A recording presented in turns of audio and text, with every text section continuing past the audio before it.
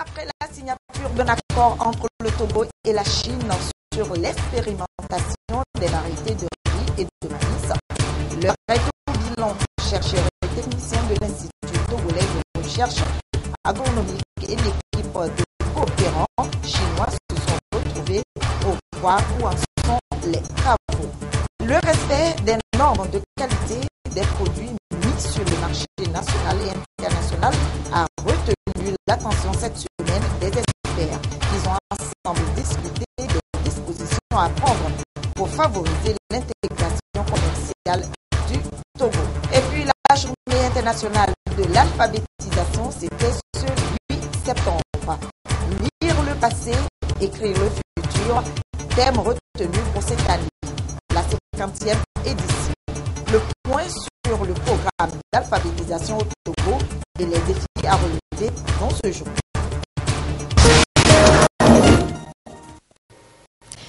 Voilà pour les titres du 20h de ce dimanche. Bonsoir à toutes et à tous. Les musulmans du monde entier se préparent à célébrer demain la fête du sacrifice et c'est dans ce contexte que le président de la République, Faure Essosim Singbe, adresse un message de vœux à Sa Majesté Mohamed VI, roi du Maroc. Le message dit ce qui suit. Majesté, dans une grande ferveur, les musulmans du monde entier se préparent à célébrer en communion la fête du sacrifice. À la veille de cet important événement religieux, je voudrais, au nom du peuple togolais, de son gouvernement et en mon nom personnel, vous adresser ainsi qu'à la famille royale et au peuple marocain mes vœux les plus sincères de paix et de prospérité.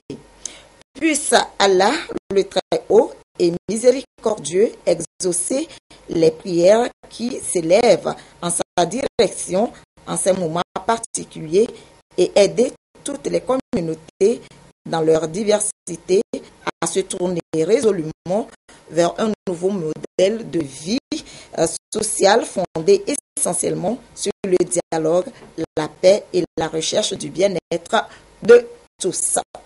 Vous renouvelant mes ardents vœux et souhaitant que les liens d'amitié et de coopération qui unissent si heureusement nos deux peuples se raffermissent davantage, je vous prie d'agréer, Majesté, les assurances de ma très haute considération.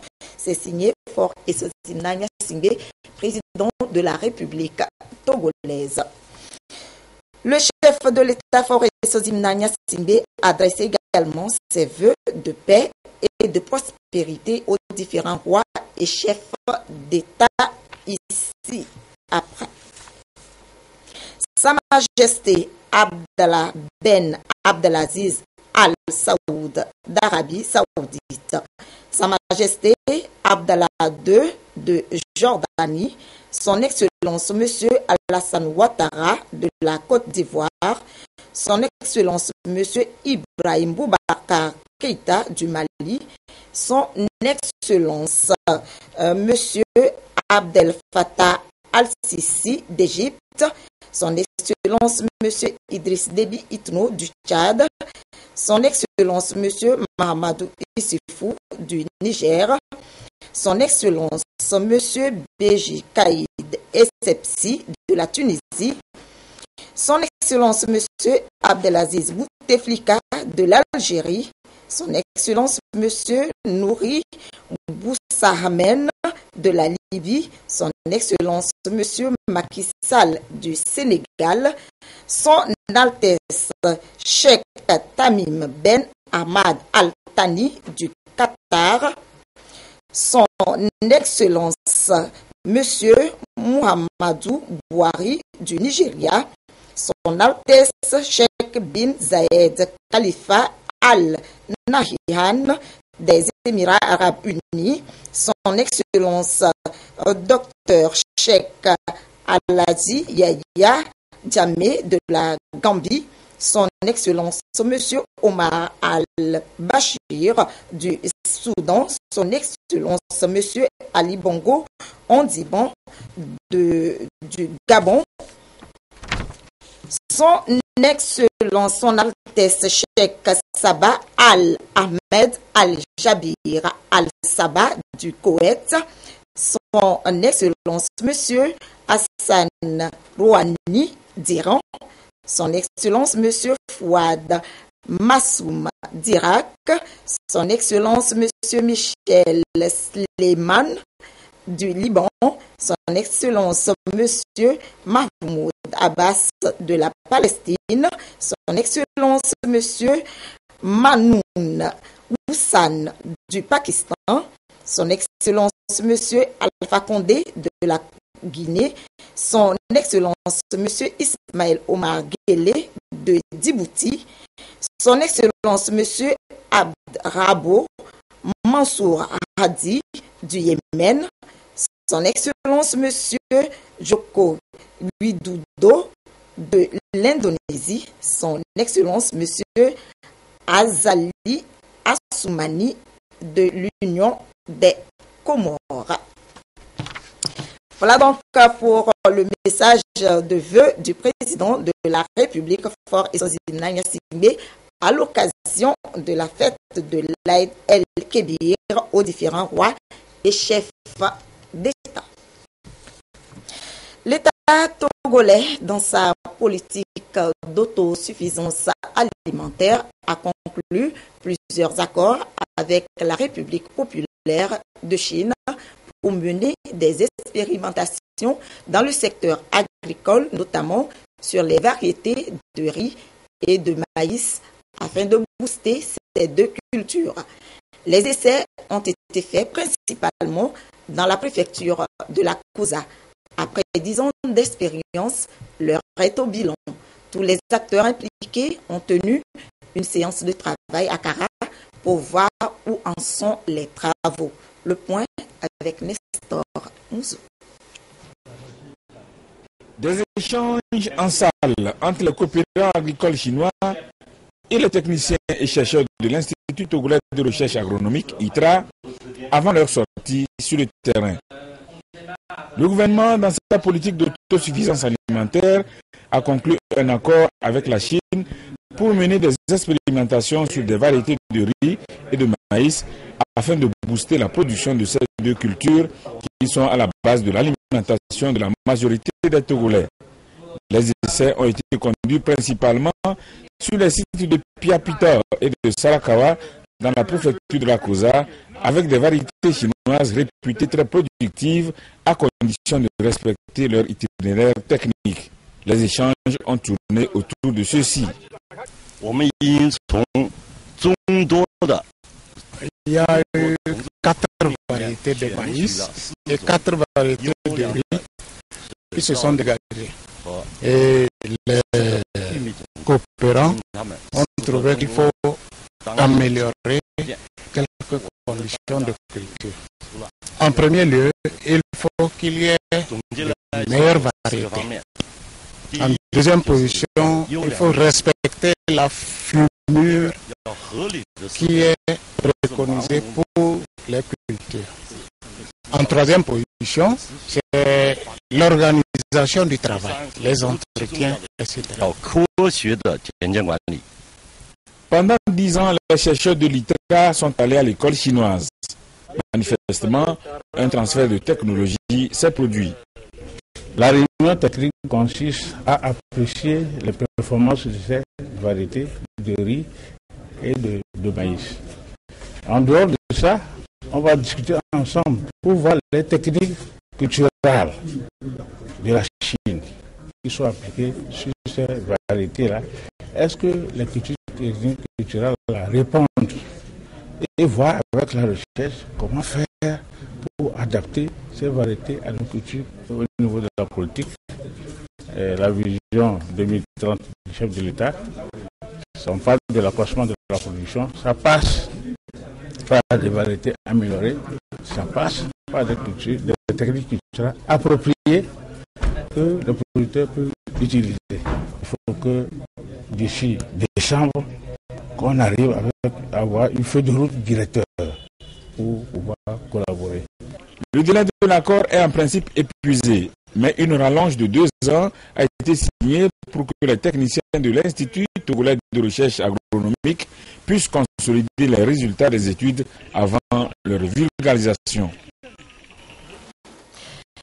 Le respect des normes de qualité, une condition sine qua non pour être compétitif au plan international dans tous les domaines, notamment le commerce.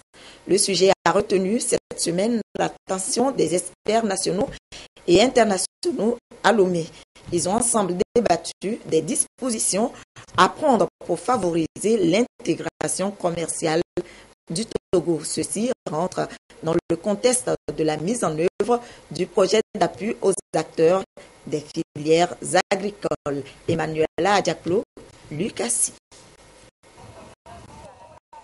Selon le ministère en charge du commerce, seulement 2% de produits au Togo sont exportés à l'échelle internationale et 40% au niveau régional.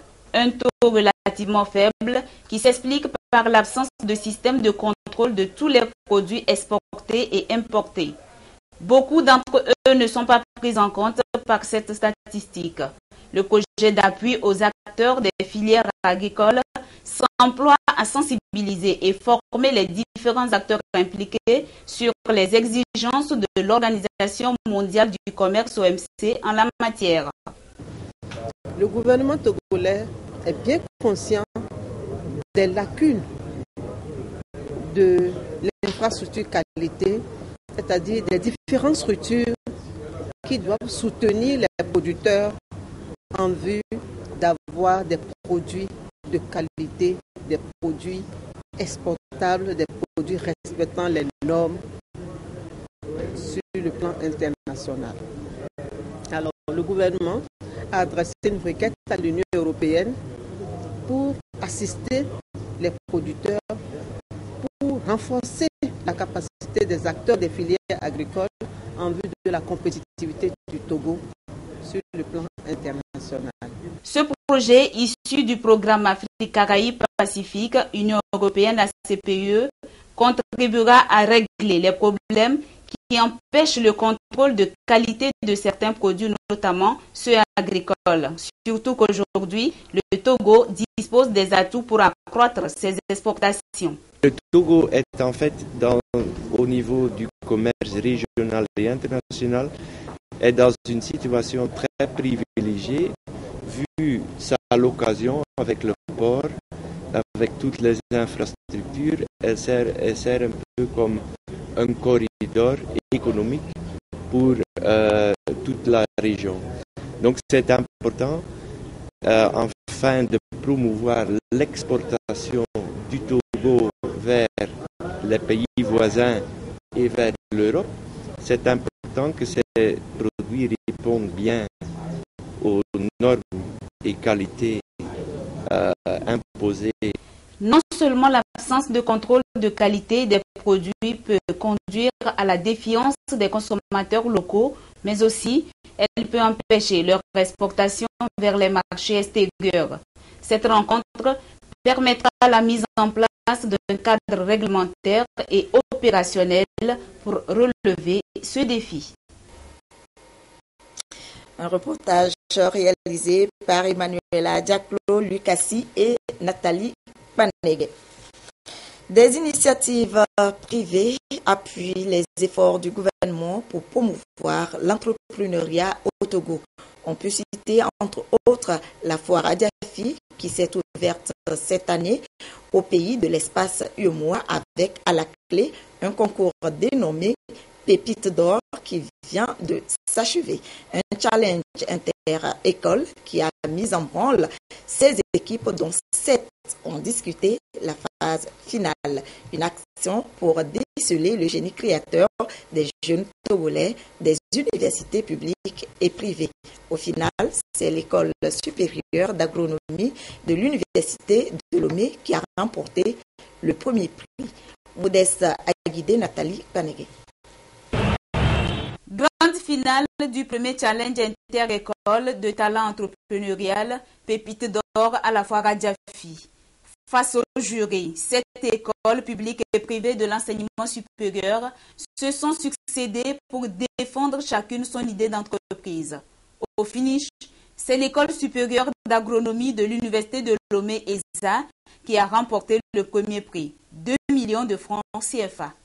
Et le projet qu'on a présenté, c'est la transformation des fruits locaux en boisson dénommée Detes Lomkrina, qui veut dire notre boisson bien-aimée. Ce projet consiste à la transformation des fruits locaux, la pastèque, l'orange, le melon et l'ananas en boisson de fruits qui a les caractères organoleptiques d'un vin, c'est-à-dire le goût et l'odeur d'un vin. À l'endroit des organisateurs, je tiens sincèrement à dire merci. Ils viennent d'injecter 2 millions et dans quelque chose qu'ils n'auront jamais à regretter. Le deuxième prix est revenu à l'ISM Adonai avec 1 million de francs CFA et 500 000 francs CFA pour ESAG NDE. Une innovation qui a pour but de révéler les talents des jeunes Togolais dans l'entrepreneuriat.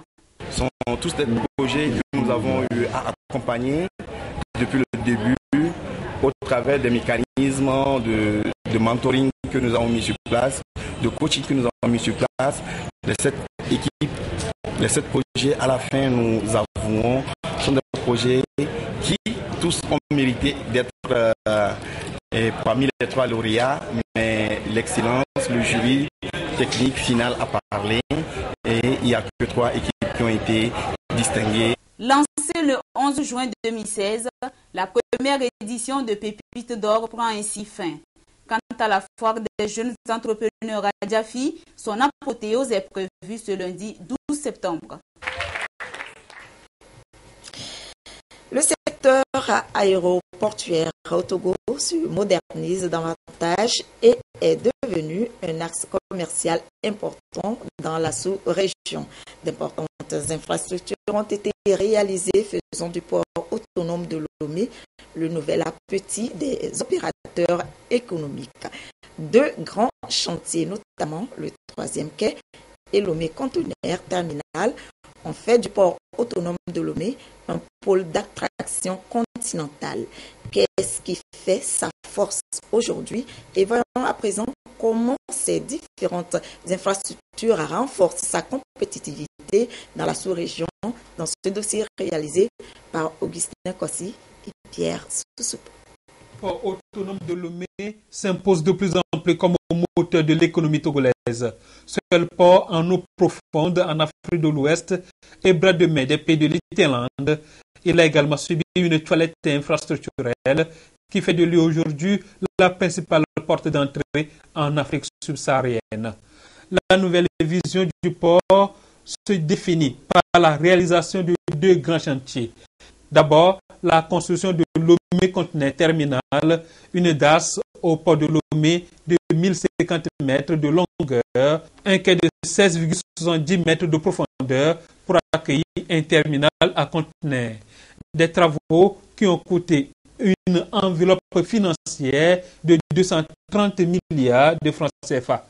La nouvelle plateforme permet de faire grimper la capacité de manutention annuelle du terminal de port de Lomé dans l'ordre de 2,2 millions de conteneurs de 20 pieds. Ensuite, l'érection au sein de cette plateforme portuaire d'un 3e quai, fruit d'une convention entre les multinationales, en l'occurrence le groupe Bolloré, figurait dans le plan de modernisation du port autonome de Lomé. Le 3e quai offre un terminal à conteneurs de 450 mètres de long, 15 mètres de profondeur et dispose d'une surface de stockage de 38 hectares.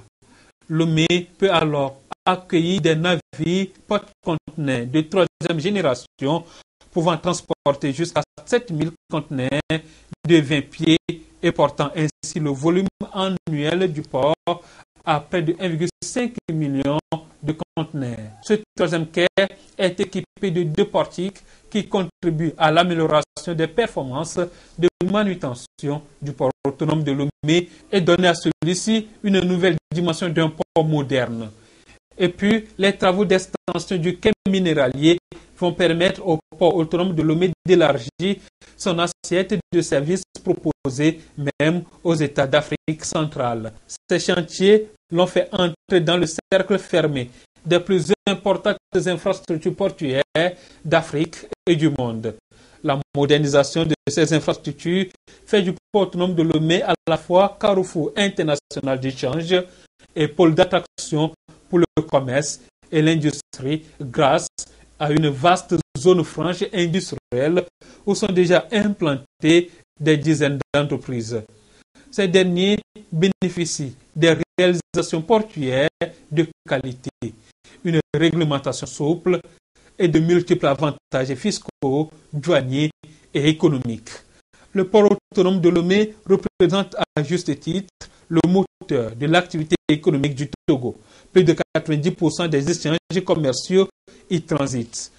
Enfin, en vue de se conformer aux normes de sécurité recommandées par le Code international pour la sûreté des navires et des installations portuaires, le port autonome de Lomé a mis en place de nouvelles mesures de sécurité, notamment le système de télésurveillance et le port obligatoire du badge.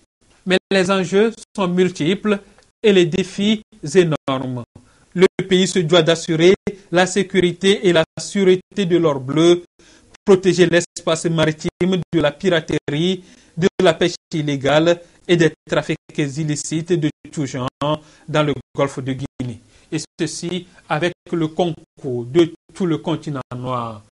Le sommet de l'Union africaine sur la sécurité, la sûreté maritime et le développement en Afrique du 11 au 15 octobre à Lomé revêt alors une importance capitale, celle d'examiner les questions liées à la piraterie maritime, la pêche illicite, la préservation de l'environnement marin et redéfinir la mer comme facteur de développement. Les différents chefs d'État vont pouvoir adopter la charte de Lomé qui devra contribuer à faire de l'espace maritime l'un des principaux leviers du développement économique et social de l'Afrique. Autre information, la journée internationale de l'alphabétisation célébrée ce 8 septembre par l'association Cercle des Amis pour l'amour du prochain, couplé de ses 10 ans d'existence. La cérémonie a été marquée par des séances de lecture et des exercices de calcul en hébreu et en français. Thème retenu pour cette 50e édition, lire le passé, écrire le futur. Clarisse Atikou.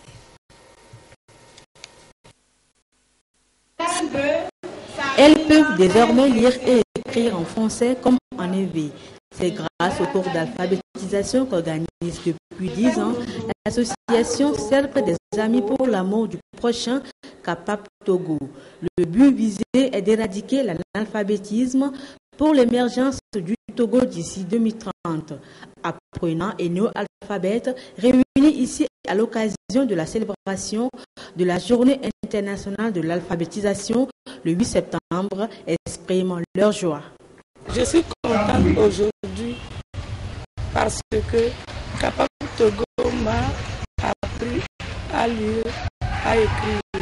Aujourd'hui, je sais faire les calculs pour mes commerces. Capap Togo est soutenu dans son projet d'alphabétisation par le ministère de l'Action sociale. Pour la campagne 2015-2016, 273 apprenants ont été enregistrés, dont 255 femmes et jeunes filles. Le taux de réussite à la fin de la campagne est de 98% et Capap Togo s'en félicite. C'est pas bien de voir les femmes dans des conditions misérables à cause de l'analphabétisme. C'est pourquoi les jeunes se sont réunis en association dénommée Capap Togo pour s'engager dans cette lutte, éradiquer totalement l'analphabétisme, non seulement dans la région Lomé commune, mais également dans toutes les régions du Togo. L'analphabétisme est la source de la pauvreté. et les femmes sont nombreuses. Donc, j'encourage le gouvernement, les partenaires techniques et financiers, toutes les personnes de bonne volonté de venir en aide à l'association Papa Togo afin qu'elle puisse continuer sa noble mission dans notre pays. En plus de l'alphabétisation, Capap Togo établit aussi des jugements supplétifs à ses apprenants. 37 d'entre eux, dont 35 femmes et 2 hommes, en ont déjà bénéficié. Capap Togo dispose de 8 centres basés à Lomé commune et dans le Golfe et également à l'intérieur du pays.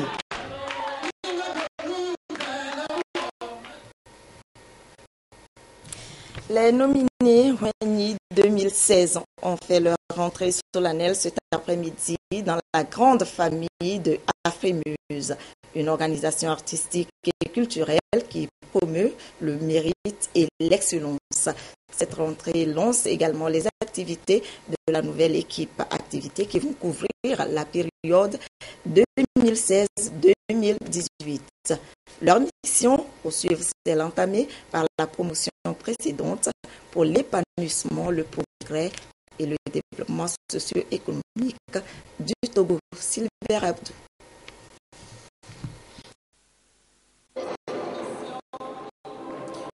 Wenyi en 2016 et son équipe, notamment les Wenyi, rentrent officiellement dans la grande famille de Afrimuse. Cette rentrée solennelle, marquée par la remise des toges et des écharpes aux nominés, intervient 6 semaines après qu'elle ait obtenu des prix d'excellence et de mérite au service du développement. Cet engagement les renvoie également à l'exercice de leur mission, celle d'œuvrer pour la promotion et l'épanouissement des couches socio-professionnelles et surtout prôner la parité homme-femme. Et ce, pour un mandat de 2 ans, couvrant la période 2016-2018. Les Wenyi qui nous ont dévancés ont des activités pour promouvoir l'éducation de la jeune fille, pour promouvoir des actions sociales au profit des populations. Et je crois que nous allons travailler dans ce sens. Nous avons chacun une responsabilité pour le bien-être de notre population, pour le développement de notre pays. Et chacun de nous, chaque jour que Dieu lui donne, doit pouvoir penser à poser la bonne pierre, à poser la bonne action, l'action positive pour apporter sa contribution dans le développement de notre pays. Les Wenyi sont honorés tous les 2 ans à l'occasion de la célébration de la journée de la femme africaine. L'initiative s'est élargie aux hommes depuis quelques années pour faire découvrir toutes les catégories qui, dans leur parcours, ont su incarner l'expression et le goût d'un travail bien fait. Pour cette rentrée officielle, les promoteurs ont également remis des distinctions à certaines entreprises qui ont excellé dans leur domaine d'activité, dont la TVT. Cette année, nous avions associé à cette équipe que nous appelons la grande famille de l'excellence, les entreprises. Les entreprises de la place, que ce soit entreprises privées ou publiques. Nous avions fait une enquête de 2 ans sur ces entreprises-là. Et puis nous avions vu dans cette enquête que c'est des entreprises qui font du beau boulot sur le terrain. C'est pour cela que l'équipe d'Afrimuse les a sélectionnés en leur donnant une distinction que nous appelons Excellence Entreprise. Afrimuse est une organisation artistique et culturelle qui promeut le mérite et l'excellence à travers l'engagement et le dévouement. Pour avoir toutes les saveurs dans vos casseroles, rendez-vous vite au marché aux épices. Cela se passe à l'hôtel Ibis à Lomé. Vous allez trouver un peu de tout pour relever le goût de vos sauces, soupes et autres. Les chefs sont là pour vous guider. Ce qui est plus intéressant, ce sont des produits locaux et bio. Une épicerie grandeur nature. Plus de détails avec Esther Laclé. Vous sentez cette odeur de gingembre qui s'entremêle à celle de curcuma. Ne cherchez plus, vous êtes bien au marché des épices et produits locaux du Togo. Les étals, soigneusement élaborés, vous offrent un spectacle magnifique de dégradés de couleurs, harmonieusement présentés pour le plus grand plaisir des yeux et des plats. Il y a une prise de conscience, je pense, à beaucoup de niveaux sur la santé. Et je pense qu'à travers les produits locaux et puis, bien sûr, ces gages d'un certain nombre d'emplois qui sont derrière. C'est un marché peu ordinaire qui s'ouvre pour 3 jours à Lomé. Des épices de tout genre, des feuilles, écorces et autres produits locaux venus de tout le Togo y sont exposés. Nous avons aussi le curcuma, c'est une épice comme du gingembre qui rentre dans le traitement des maladies contre le foie et puis les infections, les inflammations au niveau de l'estomac. Nous avons la farine de souchet qu'on peut utiliser comme du lait ou comme de la bouillie qui facilite beaucoup la digestion et qui est très aphrodisiaque. Nous avons également du sel végétal. Nous produisons les œufs de caille et nous en vendons sur le marché togolais. Nous sommes lançant les œufs de caille parce que c'est un produit vraiment riche qui apporte beaucoup de bienfaits à la santé et qui est également très délicieux à consommer. Ces ingrédients servent non seulement à assaisonner les plats, mais ils donnent également une coloration et un goût particulier au mets. Quand on met suffisamment d'épices dans un plat qu'on cuisine, qu'on fait bien mariner la viande avec les épices, on n'a pas besoin de mettre du sel. Donc pour les gens qui ont des problèmes de cholestérol et de sel et tout ça, bien épicer, bien mariner sa viande avec les épices évite le sel. Ça remplace le cube. Le marché ambitionne de valoriser les épices et produits locaux. Un pari presque gagné. Paris est à 90% gagné déjà. Il fallait le monter ce marché. Il fallait mobiliser les producteurs, transformateurs venant de tout le pays. C'est le cas. En termes de retombées, ils sont plus pour les producteurs transformateurs. C'est d'une part de la vente directe, bien sûr, mais c'est également d'avoir des prises de contact avec des responsables de la grande distribution.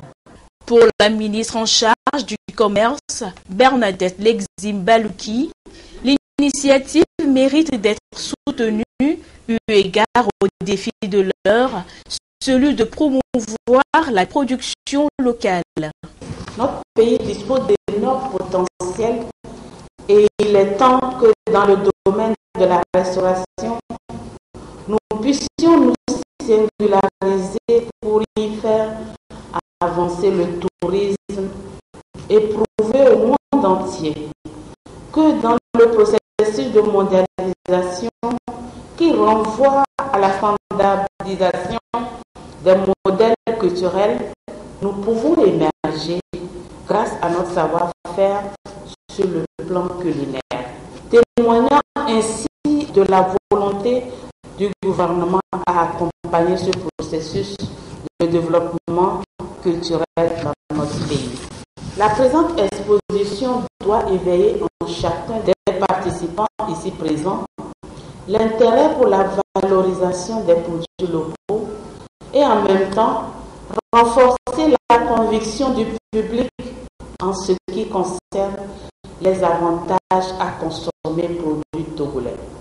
Une trentaine de stands sont aménagés pour l'occasion. Ces 3 jours seront marqués par un concours de cuisine, un marché nocturne ce vendredi, des ateliers, des animations ludiques, des dégustations et un dîner de gala. C'était il y a 15 ans déjà et les images ont toujours le même pouvoir de stupéfaction. C'est ce qu'avait souhaité celui qui avait préparé cette attaque terroriste, Oussama Ben Laden. Ce jour-là, de 1977 personnes allaient perdre la vie sur l'ensemble du territoire américain. Un hommage leur a été rendu un peu partout. Regardez. 8h46 à New York, l'heure précise à laquelle s'est crashé le premier avion il y a 15 ans. L'heure du début de la minute de silence. À la tribune, les proches des victimes prennent la parole. Parfois, les mauvaises choses dans nos vies nous amènent sur le chemin que nous devrions parcourir pour aider les autres comme d'autres m'ont aidé. PS, je t'aime, papa. Il cite un à un les noms de ceux qui ont perdu la vie. Alan J. Liderman. Elena F. Ledesma. Norma Cruz Khan. Autour des chutes d'eau perpétuelles, à l'endroit où se trouvaient les tours jumelles, le nom d'une mère, d'un époux, d'un frère. Le drapeau qui flottait ce jour-là en haut du World Trade Center est brandi comme un symbole. Il a résisté. Sur le Pentagone aussi, à l'endroit exact où l'avion s'était crashé, les mêmes couleurs. Le bâtiment est reconstruit. Aujourd'hui, Barack Obama félicite cette Amérique qui a su se relever. Comme vous avez pleuré, vous avez aussi su trouver la force de vous accrocher. Au nom de ceux que vous avez perdus, vous avez commencé des études. Et vous vous êtes investi pour la communauté. Vous avez donné le meilleur de vous-même pour être un bon voisin, un bon ami et un bon citoyen. Puis le président des États-Unis dépose une couronne de fleurs, signe que le pays est toujours en deuil. Aujourd'hui, l'Amérique tout entière a rendu hommage aux 2977 victimes du 11 septembre. Au Togo, c'est désormais possible. Les Minas du Ghana, du Bénin, du Togo et d'ailleurs peuvent se rencontrer chaque année pour parler du développement de leur localité et surtout valoriser la culture des Adigo et alliés. C'est à la faveur de leur fête traditionnelle Bakatoué à Nézan qui est à sa première édition célébrée ce samedi à Aniho.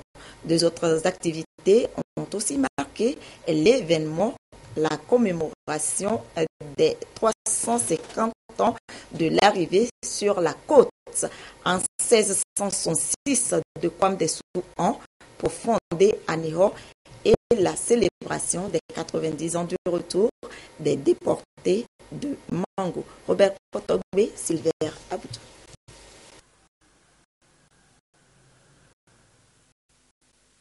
Aniho, la cité légendaire des Anais, des Minans ou Adigo. Il y a de cela 350 ans, jour pour jour, qu'elle a été fondée par les Fontis comme des sous-premiers. Comme devoir de mémoire, les Minans du Ghana, du Bénin, du Togo et d'ailleurs se sont retrouvés pour la première fois dans leur berceau commun, ensemble avec Sa Majesté Nana Néorini Kokwam Dessou 15, roi des Minans du Togo, et Sa Majesté Nana Kondoa VI, au Marine, chef des Minans au Ghana. Ils ont passé en revue tout le parcours de leurs ancêtres, depuis leur départ des Minans en 1666 et leur installation sur la côte. Gain et Minans, nous sommes des frères, mais nous avons des diversités. Nous sommes un même peuple, mais avec des diversités. Et nous nous complétons par cette richesse qui constitue la différence qui font chacun de ces peuples et que nous portons. Nous sommes les Adigo, les Minans de la ville d'Anéro, sur la côte des années dont on parle, c'est leur identité attribuée et consacrée. Nous affirmons et réaffirmons que Anéhor a été fondée par Wambé. Pour cette première édition de la fête identitaire Bakatoué à Nézan, les Mina ont décidé de célébrer leur culture pour promouvoir la paix sociale dans l'espace Mina-Guin. À Nézan, c'est la version togolaise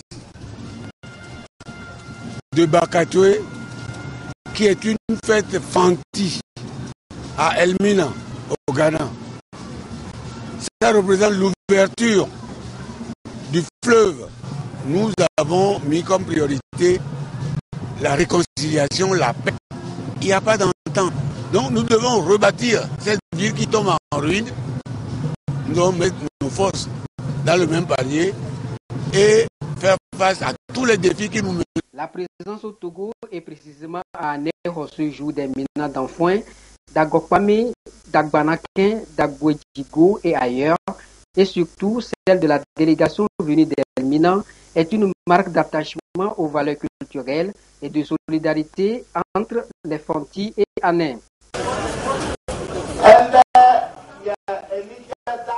C'est l'occasion de présenter toutes nos félicitations et notre gratitude à Sa Majesté Nana Ané Ohiniko Kwamdesu 15 pour son initiative, son courage, sa forte volonté d'organiser ce devoir de mémoire et de reconnaissance à nos ancêtres les Fanti.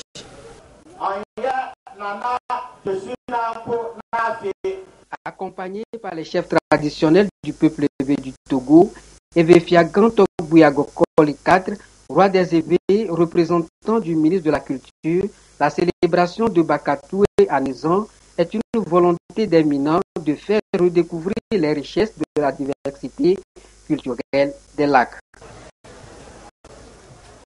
L'histoire nous a appris que la ville d'Anéhor abrite deux communautés, à savoir les Guins et les Mina. La fête traditionnelle annuelle EPP, célébrée par les deux communautés jadis, s'observait dans une parfaite symbiose. Aujourd'hui, une deuxième fête s'ajoute à la première. Bakatoué à Nézan. Nous pensons que, comme le dit un vieil adage, je cite, beaucoup de viande ne gâte pas la sauce. Loin de nous diviser. La célébration de la fête traditionnelle doit nous rapprocher. En marge de la commémoration des 350 ans de l'arrivée des Anais au palais royal de Nélessi, un hommage a été rendu aux déportés Adjigo et alliés de Mango, bientôt 90 ans. Cette plaque comporte la liste des personnes qui ont été déportées. Ce n'est pas toutes les personnes.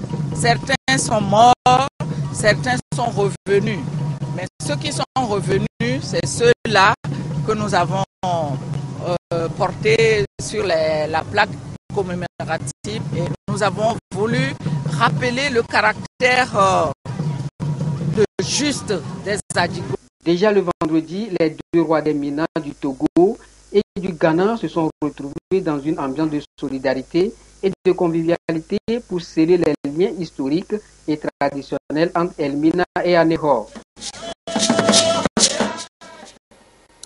Football pour terminer avec le championnat national de première division, saison 2016-2017, officiellement lancé cet après-midi sur toute l'étendue du territoire national au stade municipal de Lomé. Le champion en titre, Semassi de Sokodé, a été tenu en échec par l'AS OTR.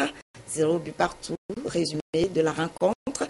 Les autres résultats de la première journée avec Lamine Konaté.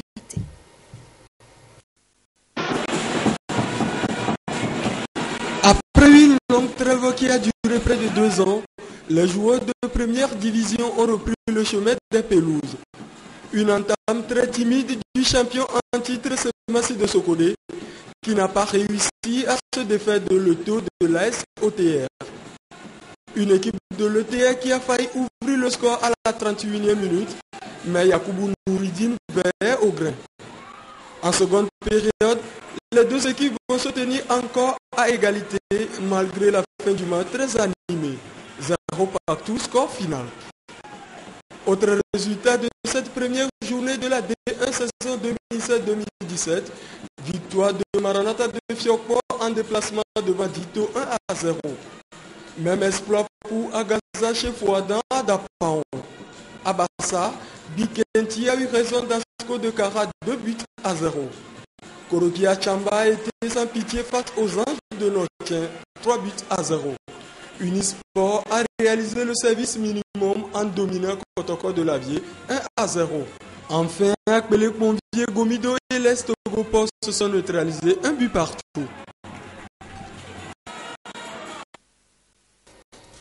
Voilà, c'est tout pour ce journal. Merci de nous avoir prêté attention. Le prochain journal, c'est à 22h30 avec Prudence Zissou.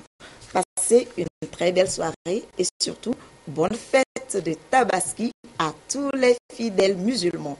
Je vous retrouve samedi et dimanche prochain à 20h. À très vite.